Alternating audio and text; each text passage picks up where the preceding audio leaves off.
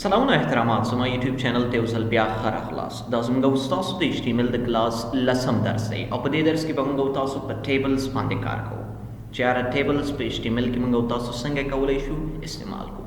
نو راځئ چې شروع یې کړو. لومړی راځو چې ټیبل خپله ولې موږ تاسو استعمالوو. ولې د HTML table element allows web authors to display tabular data.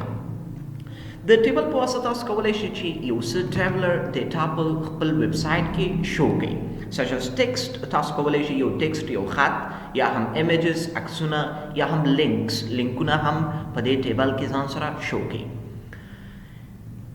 In a two-dimensional table with rows and columns of cells. تاسو کولی شئ په ټیبل کې هم د روز نه استفاده وکړئ، روګانې ولرئ او هم کولی شئ چې کالمونه ولرئ. ګورئ که چیرې تاسو مایکروسافټ ورډ ویلی وي په هغې کې هم همدغسې یو سیم موضوع دی موږ سره د ټیبلز په نوم. همداسې سیم موږ سره په ویب کې هم که چیرې تاسو غواړئ یو ټیبل جوړ کړئ نو تاسو کولی شئ بیا د ټیبل ایلیمنټ نه استفاده وکړئ په دغه طریقې سره. دا سټارټینګ ټیګ دی او دغه موږ سره کلوزینګ ټیګ دی. ګورئ په مایکروسافټ ورډ کې هم موږ تاسو دا موضوع ویلی وو چې کله هم موږ تاسو کولی غواړو چې یو ټیبل واخلو نو دغه ساحې نه استفاده کولی شو.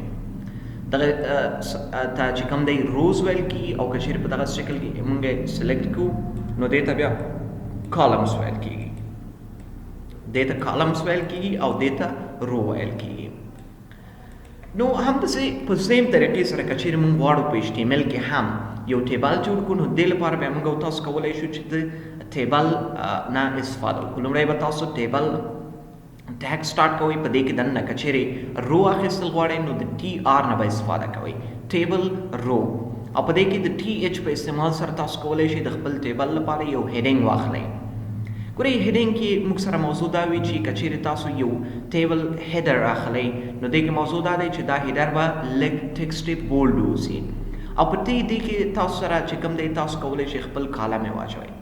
لومړنی کالم به وي دا تاسو سره، دویم کالم همداسې چې څومره روګانې ستاسو خوښه وي د TR په واسطه کالم رو اخیستلی شئ او په دې کې دننه که چیرې کالم یې اخیستل غواړئ د TD په واسطه کولی شئ کالمونه واخلئ او د TH مطلب هیډینګ دی یا هیډر دی. راځو چې تاسو دلته په عملي ډول ښیم چې څنګه کولی شو په HTML کې یو ټیبل جوړ کړو. نو د ټیبل جوړولو لپاره ما تاسو ته وویل چې لومړی به موږ تاسو د ټیبل ټیګ نه استفاده کوو. دا یې موږ سره سټارټینګ ټیګ دی او دا یې موږ سره کلوزینګ ټیګ دی او د دې په منځ کې به زه لومړی راځم دغلته به لومړی یو TR ټیګ اچوم، ټیبل رو. نو TR ټیګ به سټارټ کوئ او کلوز کوئ به هم او د دې په منځ کې که چیرې ته غواړئ اوس هیډینګ راوړئ نو د TH ټیګ نه استفاده کولی شئ. TH ورته ولیکه دا به زموږ د ټیبل هیډر وي. فرض کړئ زه د ټیبل هیډر کې ورته لیکم چې دلته موږ نیم لیکو، همداسې بل TH کې ورته لیکم چې دلته موږ فرض کړئ فادر نیم لیکو دغه شکل کې.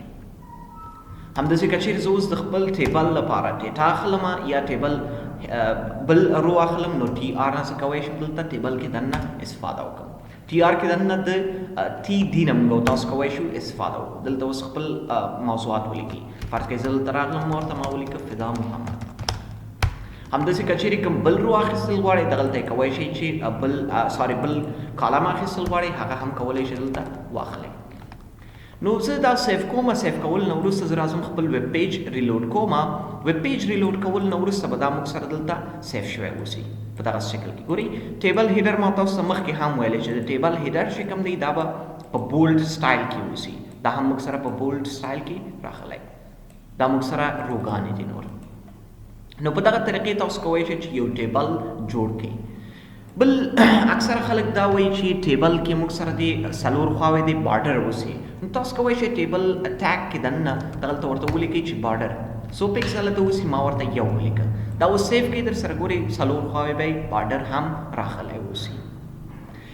نو په دغه طریقې سره موږ تاسو کولی شو چې یو ټیبل جوړ کړو. بیا که چیرې هغې لپاره بارډر هم ورکول غواړئ په دغه طریقې سره کولی شئ چې جوړ کړئ. نور دا ستاسو خوښې پورې مربوط دی چې څه رقم سټایلز اپلای کوئ، نور کارونه ترسره کوئ، دا ستاسو خوښې پورې مربوط دی.